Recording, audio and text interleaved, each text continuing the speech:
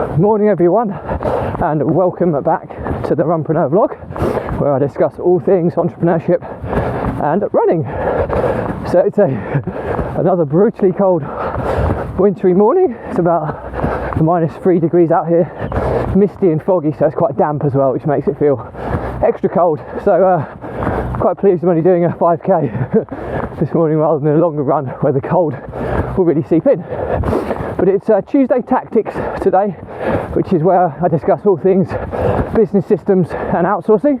And today's topic is a question by one of our Runpreneur community group members, Sanjay Patel, who asked about what systems we need for scaling a business.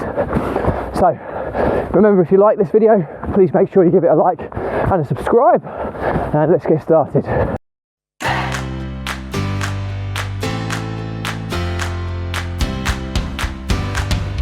So, systems for scaling. This is a really broad question. So, I'm going to give. I'll ask Sanjay now if he wants to be a bit more specific with his questioning. If I don't cover everything that he was expecting me to cover in this episode. So, systems for scaling. Well, scaling is can only really happen, in my opinion, when you have the foundations, the infrastructure, everything in place. Otherwise, you make a cardinal sin in business, which is growing for the sake of growing without any strategy behind it. And if you do that, things can go horribly wrong extremely quickly. We just get past this person. Morning. So what I mean by that is got a dog accompanying me.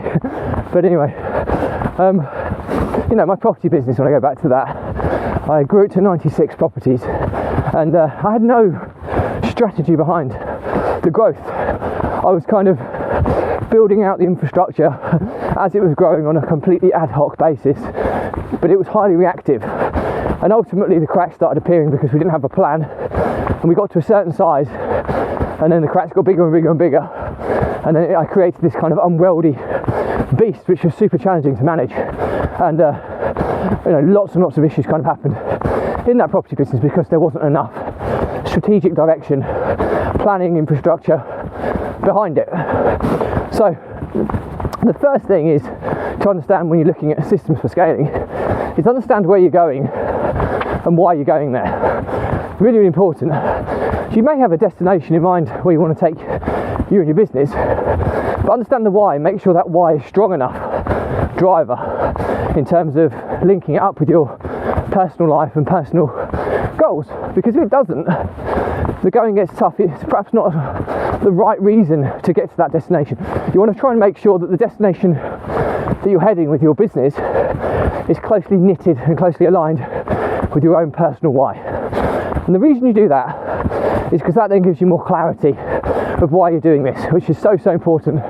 When you've got the clarity kind of assessed, and you understand all the reasons why you're on this journey, you know that they're profound reasons, they're strong.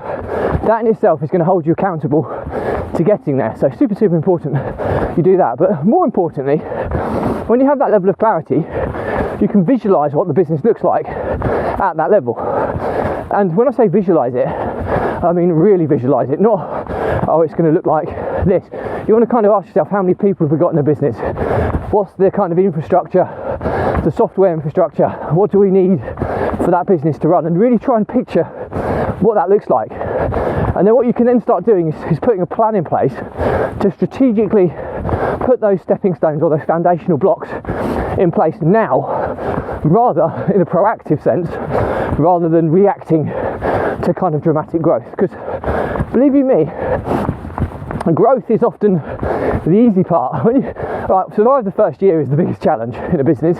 Once you've survived the first year, if things are going okay, you're then looking at kind of growing. And growing is usually quite easy once you start getting a bit of traction. But it's servicing that growth and delivering on that growth, which is where so many businesses kind of fall foul.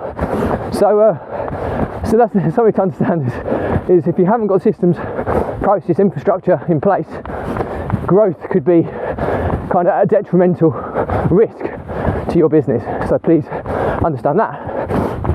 The next thing I want to talk about are what are the 3 things you need to systemise a business, okay? I would be proactively systemising a business as we grow, okay? So, and I wouldn't really put my foot to the pedal on the growth until these steps are in place, because it will come back and bite you. And the 3 most important things for systemising a business, in my opinion, are 1, systems and processes. Pretty obvious.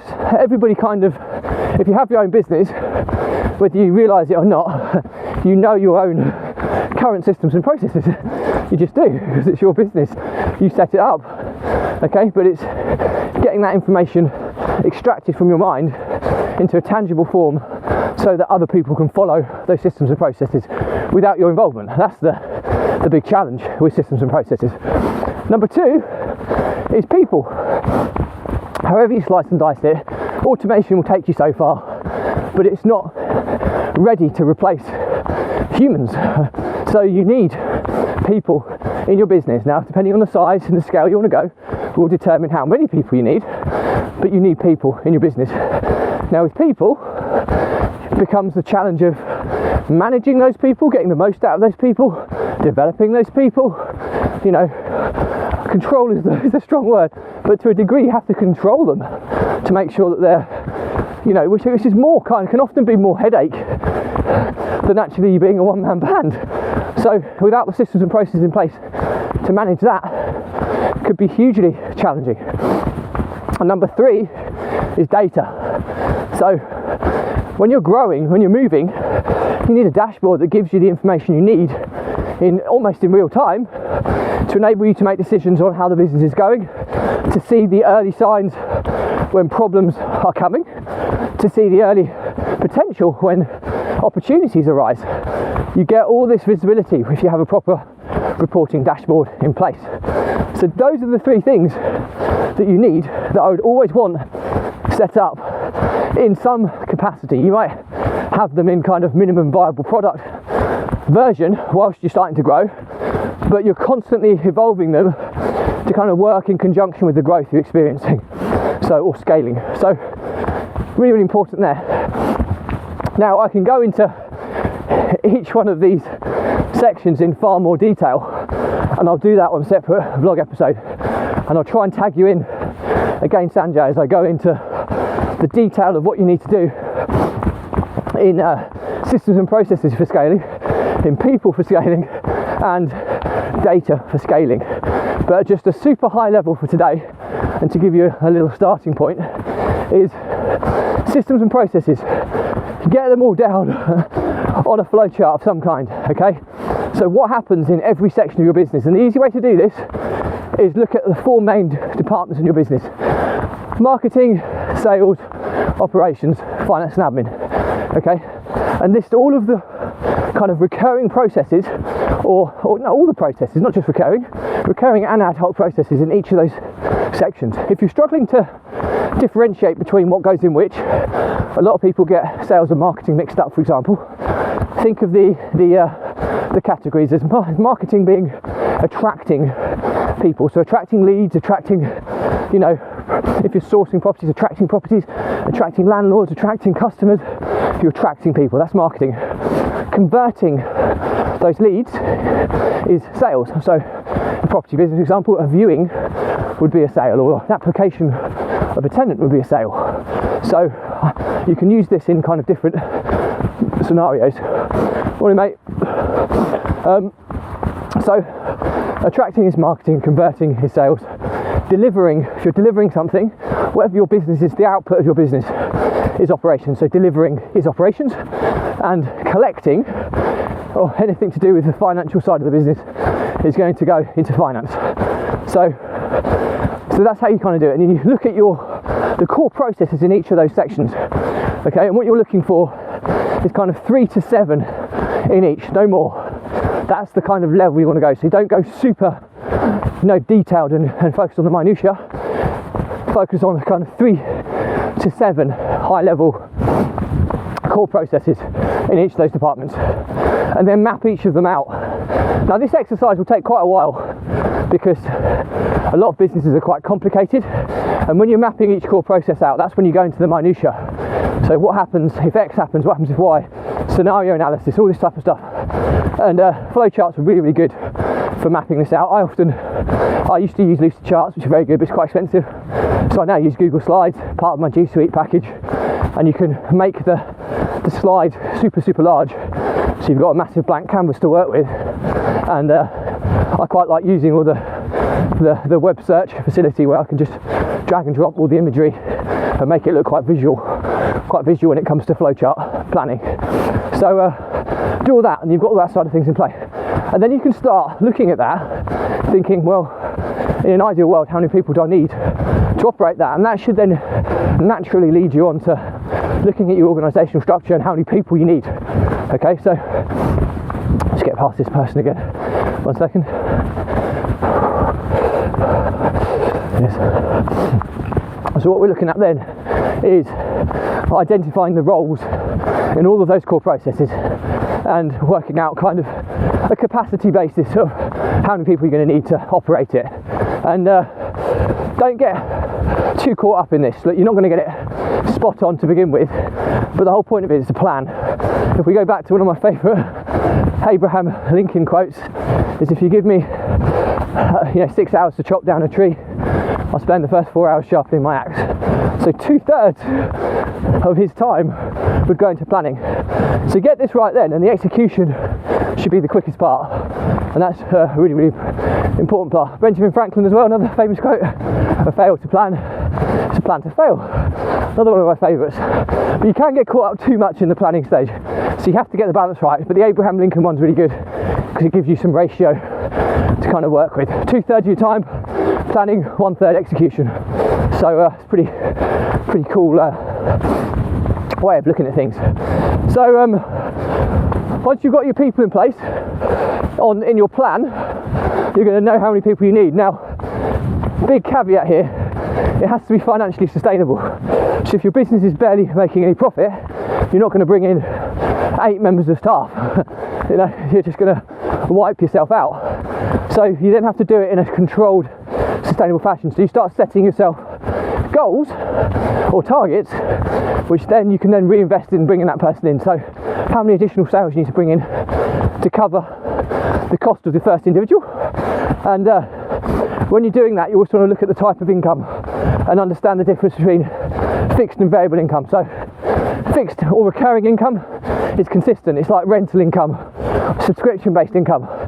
All right, you might get a few people drop off and on every month, but it's generally pretty consistent over the course of time. Ad hoc or variable income, it might be you're making a sale, but you're having to work independently for a bespoke sale, and it varies significantly from month to month. So if you're having your income is predominantly variable, bringing variable overhead. People on commission structures linked to the sales volume. Okay, that's how they get paid. If it's fixed and recurring, you can then commit to a more fixed overhead. So do that, and then you'll protect yourself from a recession-proof stance.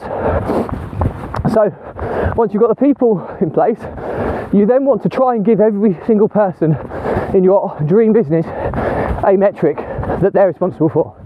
So a couple of examples, your marketing could be the number of emails that join your list. It could be the number of, opt-ins on a lead magnet. It could be the number of sales page visitors. It could be whatever's important to your business, but make sure it's linked to the attracting stage. Sales could be simply number of sales. It could be sales revenue. Something as simple as that. It could be sales conversion rate. Okay, really, really simple and easy stuff. You can kind of report on pretty quick and easily. Deliverability or deliverables, or the delivering section of your business could be NPS, Net Promoter Score, so customer service scores. It could be number of refurbishment projects completed against number of refurbishment projects outstanding. So it could be a metric that you're using for that. So what is the metric of your business which evidences how efficient you are at delivering what your product or your business wants to deliver? And then finance is the easiest ones. You're looking at sales revenue, fixed costs, variable costs. You're looking at margins as well. So What's your gross profit margin? What's your net profit margin? You know, these are the type of figures that you kind of should be knowing. And these are generally going to be monthly reports that you produce. You probably want to know your balance sheet. So you want to know your value of your assets, your liabilities, your net value, that side of things. You might want to see a cash flow forecast, projected future income based on historical sales, all these types of things that can be usually people get caught up mostly in the financial. But if you don't know how to do it yourself, bring in an expert to do it for you. And you'll get that level of clarity from your financial monthly management reports every month, which is super, super important. So that's the high level. That's how I'd go about it, and that's how I would work my plan to systemising my business and outsourcing it and reporting on it. And that is what I would classify as systems for scaling. So hopefully, Sanjay, that covers your question. If you want to go deeper on this stuff, I will probably break down each of the steps in a lot more minutia on separate vlog episodes. I will tag you in so you don't miss out on this. But hope it's been useful. As always, I'll try and summarise this in 3 points. Well, systems for scaling. Number 1, know the goal of your business. And number 2, link it to your personal why. That has to be a really strong bond. Number 3, visualise in detail what that future business looks like in terms of infrastructure, resource, capacity, all these things, so you can start understanding what needs to be in place. Number 4, know your systems and processes and get them mapped down. Number 5, work out how many people are needed to operate those systems and processes. Number 6, put a metric or KPI against each person. And number 7, implement it so in a financially sustainable way.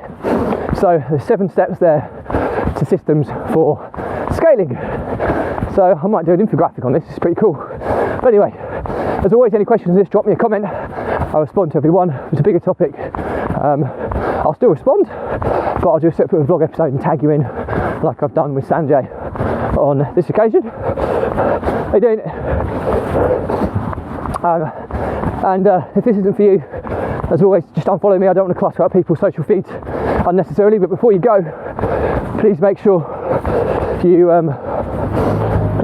you subscribe to my YouTube channel, where the full and feature-length versions of these vlog episodes are nicely catalogued by playlist, and it's a completely free resource. You can dip in and out of on an ad hoc basis. Also, please make sure you join the Facebook Runpreneur community group, whereby all the free resources will be hosted. I'll probably do an infographic on this that I'll share with people in the future. So all that's left to say is that Runpreneur Vlog was set up to help entrepreneurs, business owners overcome the emotions of stress, anxiety and overwhelm, and how you can do this by using exercise, or in my case, running, as a mechanism to control, manage and thrive under these emotions that every single entrepreneur and business owner experiences it. And it's often the difference between success and failure is how well that entrepreneur handles these emotions. The ones that do it well thrive under the pressure, move on to bigger and better things. The ones that don't do it so well, they bottle it all up, pressure builds up, and then one of 2 things happens. Either the entrepreneur breaks or the business owner breaks. Either or, morning mate, either or is often terminal to the likelihood of your business lasting the test of time. So I've been there, I've lost businesses because of this stuff. I understand it, and it's horrendous. And I now feel that with my daily routine that I have, I'm able to take on more than I've ever taken on, and I feel completely in control, completely clear in my mind where we're going, and it's exciting times for me at the moment, which is wonderful. So my pledge to you is, if you're one of these entrepreneurs struggling with entrepreneurial pride, and that's what it is when you feel you're bottling up, you can't talk to anybody, just speak to a stranger like myself, drop me a message. There's lots of people who've already done this, and hopefully I've helped them. There's no catch here. I'll jump on a call with you, I'll give you a few hints and tips on, there's no course on the back of this, by the way. It's just purely a one-off call where I'll try and give you some implementable steps to kind of, you know, proceed in these difficult situations. And I've always said, if I could just save one entrepreneur, one business using this vlog, then it's been 1,000,000% worthwhile. So that's it for me today. Morning. As always, what's left to say is, if you like this video, please make sure you give it a like and a subscribe. If you want to watch some more, click on the playlist link below and you can dab into the different catalogues of playlists on the vlog. And finally, it's just to stay positive and stay happy, and I'll see you tomorrow. Bye.